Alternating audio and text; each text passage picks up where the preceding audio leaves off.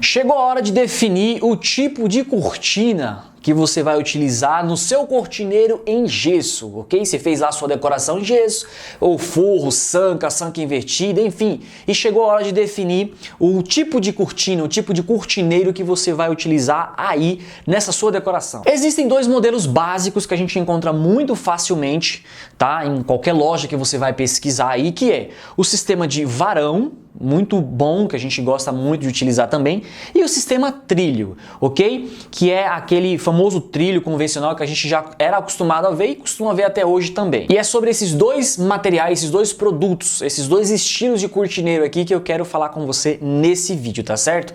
Se você já se interessou pelo assunto aqui, eu tenho certeza que sim. Se inscreva no nosso canal se você ainda não é inscrito, curta esse vídeo aqui, deixe seu like pra gente aqui, tá bom? Deixe o seu comentário se você tem dúvida a respeito desse assunto aqui e vamos pro conteúdo que tá bem legal.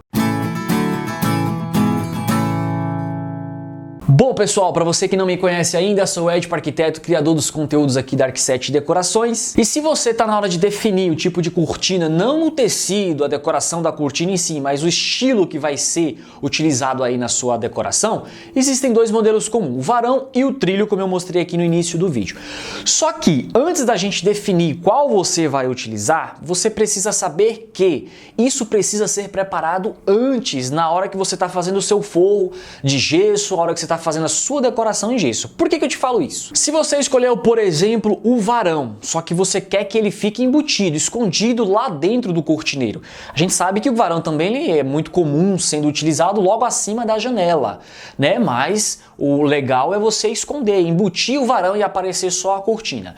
Você precisa antes, presta atenção no que eu vou te falar aqui, antes, na hora que você está já na fase de execução do forro, da decoração, precisa ser fixado os pontos aonde vai ser a base do varão, o suporte, aonde vai fixar o varão.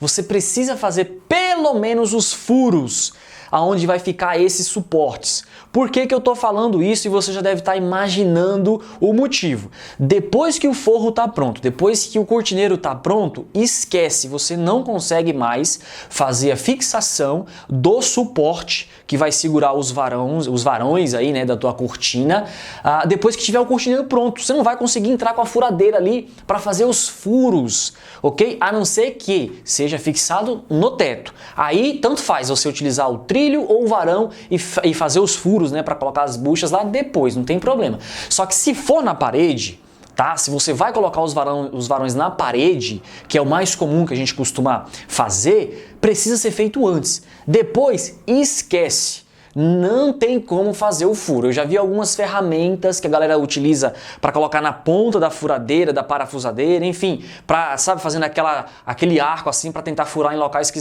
não tem espaço. Mas eu duvido que você vai conseguir ou vai ter um trabalhão legal aí. Então, se vai utilizar o varão, faça a furação antes, senão depois você vai se prejudicar, vai ter muito trabalho. E muitos me perguntam, Edipo, e sobre as medidas? Quanto que eu deixo de abertura desse meu cortineiro? 15, 10, 20, 25? Isso quem vai definir, galera, é o seu projeto. Isso quem vai definir é você, com o teu arquiteto, com o teu design, ok? Por que eu falo isso? Geralmente, a gente deixa a abertura da parede até o fechamento do cortineiro 15 centímetros, 20 no máximo.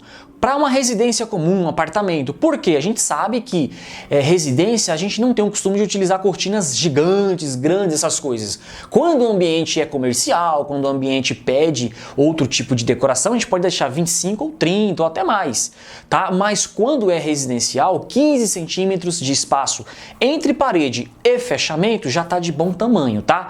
E uma outra dica que eu vou falar para você aqui, você deve estar imaginando aí também, a medida que eu deixo passando da janela esse meu cortineiro, ok? Você não pode acabar o cortineiro exatamente no alinhamento da janela, porque senão na hora que você vai colocar o trilho ou o varão, a lateral da janela fica aparecendo e aí você vai ter uma dor de cabeça em vez de uma decoração. Então, geralmente o que a gente faz aqui? 10 centímetros deixa passando o cortineiro para que o varão e o trilho também passe um pouco da janela e esconda aquela lateral, 10, 15, 20, isso quem define é você, tá certo? E isso já é uma medida mais tranquila de se trabalhar.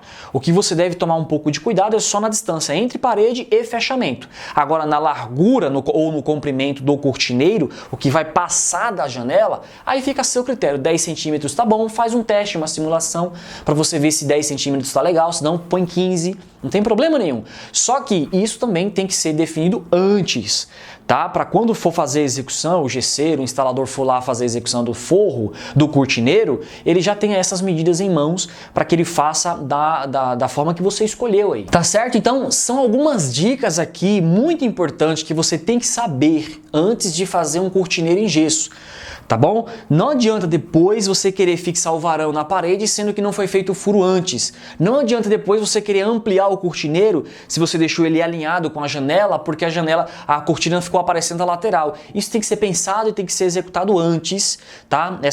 Esses detalhes aqui, essas informações para que você não tenha problema futuro na hora que você vai decorar o seu cortineiro. É muito legal, é uma decoração muito bonita o cortineiro embutido no gesso, ele também iluminado, é uma decoração demais. Se dá aquele banho de luz ali na sua cortina, fica demais. Só que aquilo que pode ser uma excelente, uma linda decoração aí na sua casa, pode se tornar um grande pesadelo se você não seguir essas dicas que eu te falei aqui nesse vídeo, tá certo? Então eu aposto que você curtiu e gostou dessas dicas que eu falei aqui no vídeo. Se você curtiu, deixa o seu like pra mim aqui, se inscreva no nosso canal se você ainda não é inscrito e deixa o seu comentário também aqui pra mim, tá? Se você ficou com alguma dúvida desse assunto, e te aguardo, te espero no nosso próximo vídeo. Um abraço.